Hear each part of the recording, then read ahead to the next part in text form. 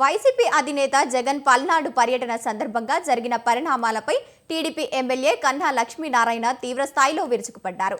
జగన్ పర్యటన ఓదార్పులా కాకుండా పల్నాడుపై యుద్ధం ప్రకటించినట్లుగా ఉందన్నారు. పల్నాడులో జగన్ అరాచక ర్యాలీ ఇద్దరు చనిపోయారని, వీరి మృతికి జగనే బాధ్యత వహించాలన్నారు.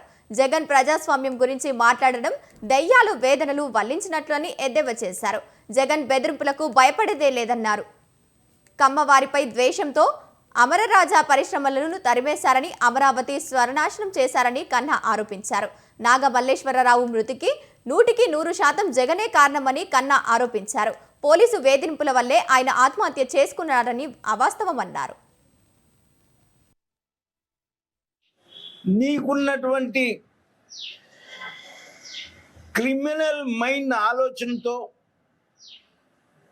నువ్వు దురుద్దేశంతో పల్నాడు ప్రజల్ని అవమానపరిచే విధంగా నిన్న నీ ర్యాలీలో ఇద్దరు ప్రాణాలు బలికొన్నావు.